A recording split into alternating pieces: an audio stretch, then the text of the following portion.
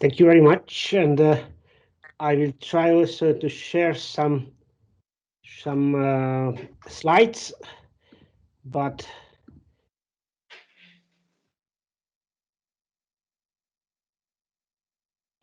it can be seen.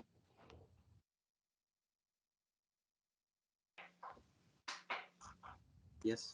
Yes, we can see it. Yes. Okay. Perfect. Then I would like to speak about private law codification in East Central Europe. And of course, I can offer only a teaser to a very complex and long chapter on this also very interesting topic, civil codes in East Central Europe. What was very strange during my research that while I could find rich legal literature on the development of private law in individual states, works using a comparative approach to the region as a whole are not only rare but almost absent. In any case, the comparative analysis reveals several correlations, and I have identified five civil law codification waves in the region corresponding to a historical period. And I will talk today about some of those waves because exhausting this topic is impossible in 30 minutes. And of course, we can say that everything what we mean by modern codification of private law started here in this region, because the first truly civil law codification, not a general legal code which includes civil, criminal, and so on, different branches of law, but only civil law. It was firstly implemented in this region. Actually, it is about this topic that code created somehow on the border, ideological border between enlightened absolutism and natural law. This is the first, or at least a version of the Austrian Civil Code, entered into force in the province of Galicia, which we can see on this map, and in 1797. So in present, this historical region is divided between Poland and Ukraine, but this is the region where the modern codification of civil law began to be experimented. So this is related to our region anyway, if we can say it, put it in this way. Of course, we can talk about the first wave of private law codification in the region. This is the first half of the 19th century, and it began the first wave also in a relatively unusual place in Moldova, small principality under Ottoman control, with Greek princes from Istanbul's Fanar district, because in 1817, Prince Kalimach promulgated a civil code in Greek language, which was translated into Romanian a little bit later in 1833. But this code in Greek, actually, it was based on the Austrian Civil Code of 1811. So how this happened? This happened due to a Transylvanian Saxon lawyer, Christian Flechtemacher, who had the greatest role in drafting this code of 1817. Another country with a civil code in this first early wave of codification is Serbia, because Miloš Obrenović commissioned in 1837 a civil code from the lawyer and the poet Jovan Hadžić. Hadžić studied law in Pest and Wien, obtaining his doctorate in law in Pest in 1826. And he presented a text of the code, also influenced mainly by the Austrian civil code. Actually, Serbia adopted this regulation under the rule of another dynasty, Alexander Karađorđević dynasty, under the rule of Alexander Karađorđević. So this is also a Serbia which is under Ottoman control. It gained its independence only later. So we have the first two self-standing codes in territories which are controlled by the Ottoman Empire. Of course, besides self-standing codes in this period, also the classical codes were in force in different parts of this region because the Austrian civil code was intended to enter in force in Croatia, Slovenia, also in Czechia, with the very interesting peculiarity which Professor Petrak mentioned today, that in the French Illyrian provinces, the Code Napoleon was in force for a certain period. So this is a very short overview over the first wave of codification in this region. The second wave is the corresponds to the second half of the 19th century. This is also a relevant period of codification because, for example, in the Moldova and Wallachia united and formed a new state, which took in 1862 the name of Romania, adopted the French Napoleonic Code in 1864. So this code was essentially a transposition, in practice a translation of the French code, but it is again a self-standing code which actually had a very long career because it was abrogated only in 2011. Hungary planned during the 48-49 revolutions the introduction of a new civil code, but this did not succeed because the fall of the revolution. In 1853, the Austrian civil code was introduced as a forced measure of imperial unification initiated by the Habsburgs, but this lasted only some years till 1861, and in Hungary it was a strong resentment against the Austrian civil code, not because of its quality or lack of quality, but due to the fact that this code was accrued, artificially forced to be followed. So this question was solved that during the negotiations, which finally led to the Austro-Hungarian compromise, this Austrian civil code was actually abrogated in Hungary. Hungary started to prepare a new civil code, but this was never materialized in an adopted legislation. But we have to mention a very interesting and original piece of legislation, General Property Code from Montenegro from 1888.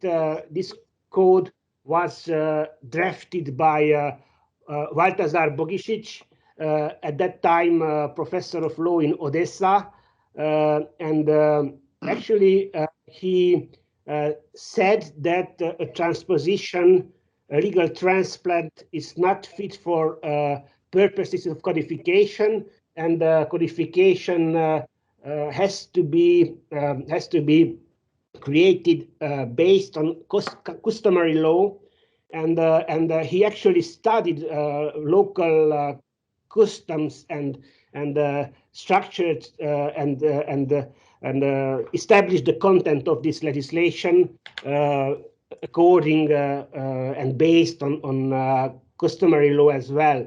So this General Property Code of Montenegro is one of the first really original legislations which were developed in East Central Europe. The third wave of codification is the first half of the 20th century, and this is also the period when the empires ruling over the region fall and a lot of states are created. Poland regained its independence in 1918. So having in mind that on the territory of Poland, several empires were ruling during the preceding period. Actually, Poland inherited a very fragmented legal system. German, Austrian, French, Russian, and Hungarian law was applicable in Poland, and they started a very fervent activity of unification of the legislation. And the biggest achievement of this commission was the law of obligation in 1933.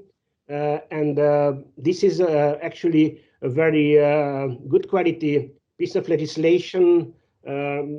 They did broad comparative analysis, merging different traditions and aiming to create the best rules possible. So this Polish law for obligations from 1933 is also based on Western models, but also we can say that it has a high level of originality as well. In case of Hungary, actually, the situation is very interesting because it was prepared right at the turn of the century project of the civil code, which was revised several times, and in 1928, private law bill was presented, also a complete, complex, and original civil code. But this project was not adopted either. Among the reasons, there is the global economic crisis, which hit this region as well. But also we have to mention the adepts of the old customary law, that they had a very strong say even in this interwar period, and actually even very great law professors opted instead of codification in favor of the customary law, which was perceived as much more flexible and even much more precise, reflecting the effective needs of society. In the newly created Czechoslovakia, also several legal systems, the Austrian civil code, in Slovakian parts, the Hungarian customary law, and of course, this led also to different attempts of unification. Jan Krušmar, Emil Svoboda has to be mentioned, who supervised this effort of supervision, and the draft was prepared, and as the source of inspiration, they relied also on Austrian civil law, because in this period, of course, the German Gesetzbuch, Bürgerliches Gesetzbuch, was in force, but due to political reasons, they actually opted openly to develop the Austrian roots instead of supporting the German civil code.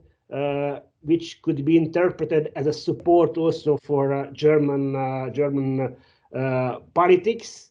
And in the Kingdom of Serbia, Croatia, and Slovenia, a little bit later called the Kingdom of Yugoslavia, also legal particularism, different legal regimes.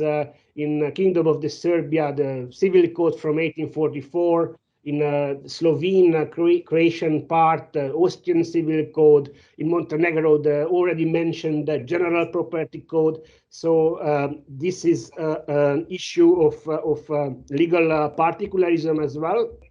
Even Sharia law for Muslim citizens and so on. Hungarian law from territories annexed from the former Kingdom of Hungary. So this was also a reason for unification, but this unification did not succeed neither. And also, this is the case of Romania as well, where at least six different legal regimes coexisted, starting from the Romanian law from the Old Kingdom to Hungarian customary law, Austrian civil code in at least two versions, and Russian law, and the hexabiblos was applied in certain territories, Islamic law in certain issues for the Tatar and Turkish minority, and the effort to unify was real, and even full codes were prepared, but the Second World War, and after the Second World War, the communist dictatorship actually made the unification impossible. In final, the easiest way of unification was chosen after the Second World War. The legislation of the old Romanian kingdom before the First World War territories was extended to the whole of the country. And to conclude, the fourth way of codification, second half of the 20th century, which corresponds to the Soviet-type dictatorship in this region. And initially, the communist legal theory predicted the disappearance of civil law in general, and the practice, even in the Soviet Union, rejected this because at least at a certain level, civil law was still needed. And how the civil codes were designed in this period, I think that Czechoslovakia went to the farthest possible to radically change the civil law and the content of civil law. First code was adopted in 1950, a second one in 1964, and these are the most socialist civil codes, most in line with the Marxist and Soviet type doctrine, even more than even the civil code of the Soviet Union. In case of Hungary, the situation is a little bit different, because in 1954, the works on a civil code started again, and until this civil code actually the customary legislation was in force. So in 1959, a code was adopted, but by radical communists, this code was criticized because they conceived that this code is linked to a bygone stage of legal development. Actually, it has too much reminiscences of a liberal capitalist model, and it was not enough radical, like the Czechoslovak code, for example. Poland also adopted in 1964 a civil code, and Yugoslavia adopted several pieces of legislation which regulated different fields of the Civil Law, Marriage Act, Inheritance Act, Obligations Act, and Basic Ownership Relations Act. These are some of them are in force even now. Mihailo Konstantinovic is a leading figure in this process of codification in this period. As I mentioned, in Romania, during this Soviet-style dictatorship period, the old civil code from the second wave of codification from 1864 was in force. However, this continuity has not been an advantage at the regime change because of course, we have an old code with capitalist content that, but actually any civil code belongs to normality. And the transition from the Soviet-style dictatorship to normality required complicated transitional legislation, for example, on privatization and so on. And Romania was not in a hurry to develop this transitional legislation, so it therefore lost the advantage of having a civil code compatible with capitalism because the lack of this transitory legislation created in the early period of the regime change. So we can find more facts, comparisons, and much more details in the chapter on codification in our book. And I am very glad to be part of this team and prepare this book together. Thank you very much.